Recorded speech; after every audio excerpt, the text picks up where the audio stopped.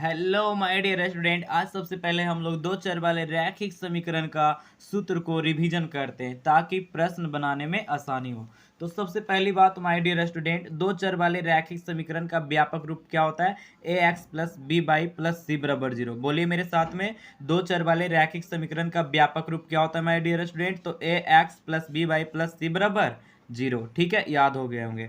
दो चर वाले रैखिक समीकरण का पूछेगा कितने हल होते हैं, तो अनगिनत हल होते हैं, या फिर कितने हल होते हैं माय डियर स्टूडेंट? अनंत हल होते हैं। ठीक है, तो दो चर वाले रैखिक समीकरण का अगर एक समीकरण हो, अकेले समीकरण हो, तो उसके कितने हल होने वाले हैं? अनंत हल होने वाले हैं। फिर दो चर वाले रैखिक समीकरण का घात पूछ सकता है आपसे, तो घात कितने होंगे उसके? एक होते हैं। रैखिक का मतलब ही एक होता है। ठीक है, फिर दो चर वाले रैखिक समीकरण का ग्राफ पूछेगा कि ग्राफ कैसा होता है, तो एक सरल रेखा होता है। दो चर वाले रैखिक समीकरण का ग्राफ कैसे होते हैं माय डियर स्टूडेंट? तो एक सरल रेखा होते हैं। ठीक है, तो आइए जल्दी से एक बार फिर से रिपीट करते हैं। दो चर वाले रैखिक समीकरण का व्यापक रूप a x plus b y plus c equal to zero होता है। दो चर वाले रैखिक समीकरण का हल कितने होते हैं? अनंत हल होते हैं। फिर दो चर वाले रैखिक समीकरण का घात क्या होता है? तो एक होता है। दो चर वाले रैखिक समीकरण का ग्राफ कैसा होता है? तो एक सरल रेखा होता है। ठीक है, अब देखिएगा माय डियर स्टूडेंट, अब क्या है इसके बाद का जो टॉपिक है, अब युग्म आएगा। युग्म माने जोड़ा आएगा। जोड़ा एक साथ आएंगे, यानी दो दो समीकरण आएंगे। तो दो चर वाले रैखिक समीकरण के युग्म का व्यापक रूप कैसा होता है? तो a one x plus b one y plus c one equal to zero होता है। ठीक है, फिर एक और समीकरण आएगा। युग्म माने दो, दूसरा को क्या बोलेंगे? A two x plus b two y plus c two equal to zero. ठीक है, तो दो चर वाले रैखिक समीकरण के युग्म का क्या होता है आपका व्यापक रूप? तो a one x plus b one y plus c one equal to zero, या a two x plus b two y plus c two बराबर जीरो। तो इसके हल और आलेख पता करने के लिए तीन सूत्र होते हैं। इसका हल और आलेख को पता करने के लिए कितने सूत्र होते हैं? 30, जिसे तीन केस में हम लोग बोलेंगे। तो केस नंबर 1 में यदि आपका शर्त ए वन बटा ए टू बराबर नहीं हो बी वन बटा बी टू के, ठीक है, ए वन बटा ए टू बराबर नहीं हो बी वन बटा बी टू को, तो इस केस में क्या होते हैं? आपका समीकरण का क्या क्या होता है?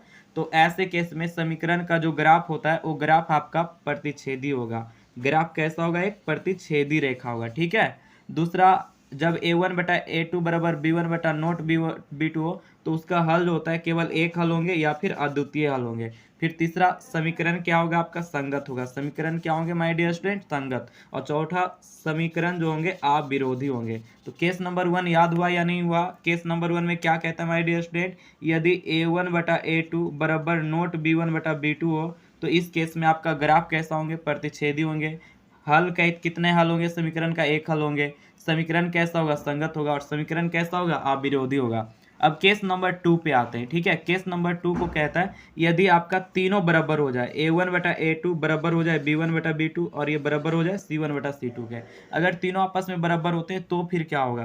तो ग्राफ के बारे में बात करेंगे। तो ग्राफ इसका समपाती होता है, यानी एक ही रेखा पे दोनों होगा। ग्राफ कैसे होंगे? समपाती होंगे। इसके हल कितने होंगे? तो इसके अनंत हल होते हैं। कितने हल होंगे? अनंत हल। और समीकरण कैसा होगा? संगत होगा, साथ साथ में आश्रित होगा। ठीक है, तो बोलेगा समीकरण आश्रित है, इसका मतलब केस नंबर 2 लगेगा। ठीक है, तो केस नंबर 2 क्या है? ए वन बटा ए टू बराबर बी वन बटा बी टू बराबर सी वन बटा सी टू हो, तो ग्राफ कैसे होंगे? समपाती होंगे। हल कितने होंगे? इसके अनंत होंगे। समीकरण कैसा होगा? संगत होगा। और समीकरण साथ साथ में आश्रित होगा। इतने सारे बात आपको याद रखने पड़ेंगे। अब ये केस नंबर 3 देखिएगा माय डियर स्टूडेंट। तो केस नंबर 3 में कहता है कि अगर ए वन बटा ए टू बराबर हो जाए बी वन बटा बी टू का, लेकिन बी वन बटा बी टू सी वन बटा सी टू के बराबर नहीं हो, तो इस केस में ग्राफ आपका समांतर रेखा होंगे। ग्राफ कैसा होगा? समांतर रेखा होगा। समीकरण का कोई हल नहीं होने वाला है। समीकरण इस तरह से असंगत होगा और अब विरोधी हो जाएगा। समीकरण कैसा हो जाएगा? विरोधी होगा। तो क्या याद रहेंगे या नहीं याद रहेंगे? एक बार अच्छा से पढ़ेगा, याद हो जाएगा कि समीकरण अगर आपका ए वन बटा ए टू बराबर बी वन बटा बी टू हो, लेकिन सी वन बटा सी टू के बराबर नहीं हो, तो ग्राफ समांतर रेखा होगा, कोई हल नहीं होगा इसका, और समीकरण असंगत होगा और समीकरण विरोधी होता है। तो ये था फॉर्मूला जो हमने जल्दी जल्दी रिपीट कर लिया है। ठीक है, अब next. Hello my dear student, तो आज हम लोग 11 नंबर सवाल को हल करने वाले हैं। 10 नंबर तक तो हमने पहले हल कर लिया था। आज 11 नंबर का सवाल है आपके पास। कह रहा है दो रैखिक समीकरण के आलेख प्रतिच्छेदी रेखा है। तो देखिए यहीं से हमें पकड़ा गया है क्वेश्चन। प्रतिच्छेदी रेखा होगा तो आपको फॉर्मूला याद होगा कि प्रतिच्छेदी रेखा होता है तो समीकरण का केवल एक हल होता है। कैसा होता है हल? एक हल होता है। तो एक हल पे आप टिक कर सकते हैं। ठीक है, कितने हल पे? एक हल पे। याद हो गया होगा कि अगर आपका समीकरण का आलेख प्रतिच्छेदी रेखा होगा तो एक हल होगा। ठीक है, नेक्स्ट चलते हैं, अगला क्वेश्चन पढ़ते हैं। 11 नंबर का एक क्वेश्चन था, ठीक है। अब ये 11 में हम दूसरा नंबर क्वेश्चन लाए हैं कि ऐसा ये भी पूछा जा सकता है आपका कि दो रैखिक समीकरण का आलेख समांतर रेखा हो। कैसा हो? समांतर रेखा हो। तो इसी वर्ड से पता चल गया कि समांतर रेखा होगा तो कोई हल नहीं होता है। क्या होता है? कोई हल नहीं होता है। अगर आपको याद नहीं तो याद कर लीजिएगा कि अगर समांतर रेखा हो तो कोई भी हल नहीं होता है, ठीक है। तो इसका आंसर क्या हो जाएगा आपका? कोई हल नहीं होगा, ठीक है। नेक्स्ट देखिएगा आपका तीसरा नंबर क्वेश्चन यहाँ पे कि दो रैखिक समीकरण के आलेख समपाती रेखा हो। कैसा रेखा हो माय डियर स्टूडेंट? समपाती। तो समपाती जब होता है तो अनेक हल होते हैं। कितने? अनेक या अनंत हल होते हैं। तो ये था आपका 3 लगातार क्वेश्चन एक ही पैटर्न पे, जो काफी अच्छा है। याद कर लीजिएगा कि अगर प्रतिच्छेदी रेखा है तो कितने हल होंगे? एक हल होंगे। अगर आपके समांतर रेखा है तो कोई हल नहीं होगा, और आपका समपाती रेखा है तो कितने हल होंगे? अनंत हल होंगे, ठीक है। अब आते हैं 12 नंबर क्वेश्चन पे। तो 12 नंबर क्वेश्चन क्या कह रहा है माय डियर स्टूडेंट? ये वाले क्वेश्चन आपको बुक में जो मिलेगा आपको 15 नंबर पे मिलेगा, ठीक है। जो टारगेट का बुक है वो 15 नंबर पे ही मिलेगा। तो देखिएगा आपके पास समीकरण है 2x प्लस 3y बराबर 5 और 4x प्लस 6y बराबर 15। तो इसके कितने हल होंगे? हल चेक करना है। तो कैसे चेक करेंगे? देखिए x का गुणांक कितना है माय डियर स्टूडेंट? 2 है। x का गुणांक कितना है यहाँ पे? 2। और इसका x का गुणांक कितना है समीकरण 2 का? 4। तो 2/4 लिखेंगे, ठीक है। फिर इधर आइए, बाई का गुणांक क्या है इसमें? बाई का जो गुणांक है, बाई के पास जो गुणांक है 3 है, तो 3 लिखेंगे। फिर यहाँ पे बाई के पास क्या है? 6। अब पहले ये दोनों को चेक कर लेंगे बराबर है या नहीं। तो 6 दूना ये 12 और है, 4 तिया 12, तो बराबर हो गया। तो अगला केस भी देखना पड़ेगा, तो बीच में बराबर का चिन्ह लगाएंगे, ठीक है। अब जो बचा हुआ है उसको लिखिए। इधर क्या बचा आपका? 5 बचा है, और इसका क्या बच गया था? 15, ठीक है।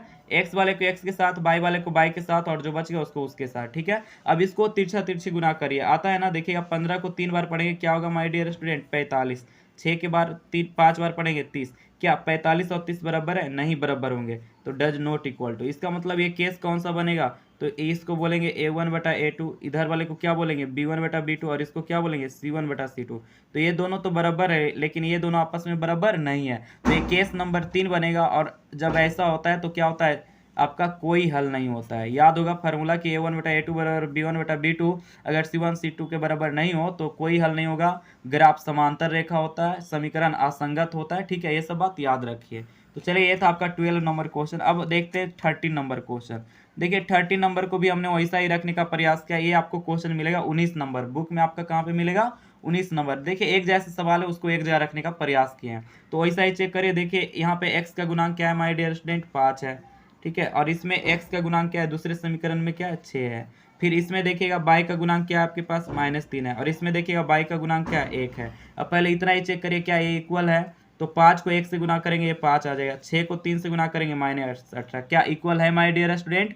नहीं है। आपको भी पता है कि ये बराबर आपस में नहीं है। तो इसको कैसे लिखेंगे? आगे वाले को क्या बोलते हैं? a1/a2, और इसको क्या बोलेंगे? b1/b2। तो क्या ये दोनों आपस में बराबर है? नहीं है। तो ये केस नंबर 1 में ऐसा होता है कि a1/a2 बराबर b1/b2 नहीं हो। तो केस नंबर 1 और केस नंबर 1 आप पढ़े हैं कि ऐसा होता है तो कितने हल होते हैं? अद्वितीय हल होता है, या फिर कितने हल होते हैं? एक हल होता है, एक हल होता है। और ग्राफ आपका प्रतिच्छेदी होता है। तो देखिएगा कह रहा है इसके कितने हल होंगे? तो कितने हल होंगे? अद्वितीय हल होंगे या एक हल होंगे?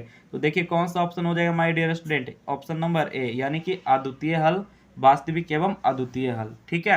तो ये था 13 नंबर। तो अब ये रहा आपके पास 14 number question my dear student. कह रहा है यदि रैखिक समीकरण का युग्म असंगत है। कैसा है? असंगत है। तो असंगत एक ही केस में होता है, ये एक ही केस में होता है माय डियर स्टूडेंट। कब? जब क्या होता है आपका a1/a2 बराबर b1/b2 तो होता है, लेकिन c1/c2 नहीं होता है। तो असंगत होता है समीकरण। और कितने हल होते हैं इसके? कोई हल नहीं होता है माय डियर स्टूडेंट, कोई हल नहीं होता। और इसका ग्राफ कैसा होता है? तो समांतर होता है। तो जो फॉर्मूला हमने शुरू में दिया है उसे याद कर लीजिएगा कि जब असंगत होगा तो कोई हल नहीं होगा, और ये कैसा होगा? इसका ग्राफ समांतर रेखा होगा, ठीक है। तो समांतर रेखा पे हम लोग टिक कर देंगे।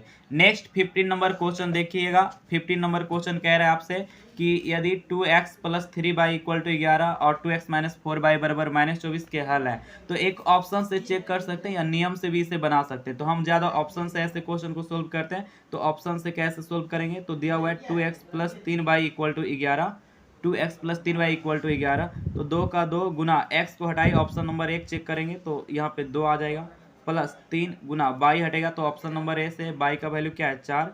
तो देखिएगा 4 और प्लस 4 तिया 12, तो ये तो 16 आ गए। ऑप्शन नंबर 1 सही नहीं है। ऑप्शन नंबर 2 में जाएंगे माय डियर स्टूडेंट, तो ऑप्शन नंबर 2 आपके पास 2x प्लस 3y है, तो 2 का 2 गुना ऑप्शन नंबर 2 रखिएगा, तो क्या है आपके पास ऑप्शन नंबर 2 में -2 प्लस 3 गुना फिर ऑप्शन नंबर 2 में आपके पास -5 है। तो देखिएगा ये -4 हो गया, प्लस माइनस माइनस 5 या 15, तो ये -19, ये भी नहीं सही। तो माय डियर स्टूडेंट जैसा 2 ऑप्शन चेक कर चुके हैं, ठीक है ना। ऑप्शन से सोल्व करने में कभी कभी दिक्कत हो जाता है ऐसा। तो अब ऑप्शन नंबर 3 चेक कर रहे हैं हम लोग यहाँ पे, ठीक है। तो ऑप्शन नंबर 3 जब चेक करेंगे तो देखते हैं क्या रिजल्ट आ पाएगा या नहीं आ पाएगा। तो देख रहे हैं जैसा कि ये 2 का 2 x का क्या वैल्यू डालेंगे -3 प्लस 3 का y का वैल्यू 1 डालेंगे, तो 3 दूना ये -6 और प्लस 3 -3, ये भी नहीं आया डियर स्टूडेंट। इस बार किस्मत बहुत ज़्यादा खराब है। अब चौथा चेक करना पड़ेगा, ठीक है। तो चौथा चेक करते हैं। तो चौथा जब हम लोग चेक करेंगे माय डियर स्टूडेंट, तो चौथा तो पक्का आना चाहिए ना। तो 2x प्लस 3y बराबर 11, ये है। अब चौथा चेक करें तो 2 गुना चौथा में x का वैल्यू क्या है आपका -2 है, प्लस 3 गुना y का वैल्यू कितना है आपके पास 5 है, देखिए है। तो अब देखिएगा 2 दूना -4 प्लस 5 या 15, तो 15 में से 4 गया 11। तो ऑप्शन नंबर कौन सा सही हो जाएगा माय डियर स्टूडेंट, इसमें चौथा हो जाएगा। तो कभी कभी जब ऑप्शन से बनाएंगे तो आपको इतना चेक करना पड़ सकता है, ठीक है। अब देखिएगा एक और क्वेश्चन है 16 नंबर। ये ऐसा क्वेश्चन कल भी हमने किया था, आप लोग को याद होगा कि के किस मान के लिए समीकरण के अनगिनत हल है। क्या कह रहा है, समीकरण के अनगिनत हल है।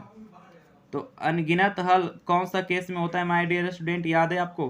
केस नंबर 1 में तो एक हल होता है, अनगिनत हल केस नंबर 2 में होता है। तो अनगिनत हल है तो केस नंबर 2 याद होगा आप लोग को, क्या था, a1/a2 बराबर क्या था, b1/b2 बराबर क्या होगा, c1/c2।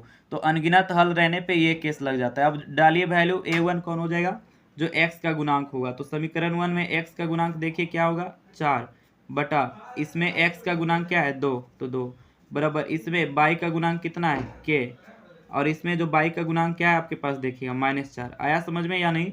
देखिएगा x का गुणांक 4, इसमें x का 2, इसमें आपका बाई का k, और इसमें बाई का क्या हो गया आपका, बाई के पास -4 हो गया, ठीक है। अब c1 को लिख भी सकते हैं, नहीं भी लिख सकते हैं, तो यहीं तक रहने दीजिए। इसको क्रॉस मल्टीप्लिकेशन करिए तो ये क्या हो जाएगा 2k बराबर 4 गुना -4। तो k बराबर क्या होगा 4 गुना -4 और बटा 2, तो 2 दूना 4, तो क्या आ जाएंगे वैल्यू -8, ठीक है। तो ऑप्शन नंबर कौन सा सही हो जाएगा, बी हो जाएगा। तो इस टाइप का सवाल 1 नंबर का बहुत अच्छा सा सवाल है, जिसे आप लोग घर पे भी ट्राई करिएगा बना के, ठीक है। तो ये टारगेट बुक का देखिएगा 17 नंबर क्वेश्चन मेरे अनुसार है, लेकिन टारगेट बुक में ये आपको 20 नंबर पे मिलेगा। कहाँ पे मिलेगा माय डियर स्टूडेंट, 20 नंबर पे, ठीक है। तो आइए करते हैं इस क्वेश्चन को। ये क्वेश्चन में उसी तरह से है, कह रहा है ये समीकरण का निकाय है, ठीक है। तो किस मान के लिए अद्वितीय हल होगा, कैसा हल, अद्वितीय हल। तो लिखेंगे दिया है अद्वितीय हल है, कैसा हल है, दिया है अद्वितीय हल है। तो जब अद्वितीय हल होगा तो केस नंबर कौन सा होगा माय डियर स्टूडेंट, पहला। तो केस नंबर पहला क्या कहता है, a1/a2 बराबर नोट b1/b2। केस नंबर 1 यही है ना, a1/a2 बराबर नोट b1/b2। तो देखिएगा a1 यहाँ पे कौन होगा, जो x के आगे गुना है, तो x के आगे गुना यहाँ पे 2 है, इसमें x के आगे क्या गुना है आपका 3, तो ये a2 कहलाएगा बराबर नोट। b1 कौन होगा, जो बाई के साथ गुना है, बाई के साथ क्या गुना है आपका a, ठीक है। और यहाँ पे आपका बाई के साथ क्या गुना है आपके पास -5 है। अब क्रॉस मल्टीप्लिकेशन करेगा तो 2 जो है ए के साथ आ जाएगा आपका 3 गुना में, और 2 के साथ कौन आ जाएगा आपके पास -5। तो ए बराबर क्या होगा -10, ये हो जाएगा 5 दूना 10, और ये 3 गुना में है तो 3 भागा में। तो ए का जो वैल्यू आएगा माय डियर स्टूडेंट, अब बीच में डज नॉट इक्वल टू का साइन है, तो डज नॉट इक्वल टू का साइन रहेगा। तो क्या आ गया, a equal does not equal to -10/3, -10/3 यही होने वाला आंसर है, ठीक है ना। 10/3 लिखा नहीं है, तो इसको आप सुधार लीजिएगा, ये -10/3 हो जाएगा, यानी कि ऑप्शन नंबर बी। तो इस तरह से आज हमने लगभग 10 क्वेश्चन किए और फार्मूला भी किए हैं। उम्मीद करता हूँ आपको ये वीडियो काफ़ी पसंद आ रहा होगा, ठीक है। तो अपने दोस्तों में शेयर करें, और अगर आपके पास टारगेट का ऑब्जेक्टिव बुक नहीं है तो उसे परचेज कर लीजिए, और इसे बनाने के बाद अब बुक में जाके सेम नंबर क्वेश्चन बनाइए, आपसे बिल्कुल बनेगा, ठीक है। और आगे जाके हम कुछ आपको HW भी देंगे, तो आपको काफ़ी मज़ा आने वाला है ये इस क्लास में। तो आप हमसे जुड़ें और अपने दोस्तों के भी जोड़ने का प्रयास करें। और अगर वीडियो अच्छा लगता है तो लाइक करना बिल्कुल नहीं भूलें, क्योंकि आप लोग का व्यूज अच्छा रहता है लेकिन लाइक कम रहता है। तो लाइक ज़रूर करिएगा, इससे हमारा उत्साह बढ़ेगा।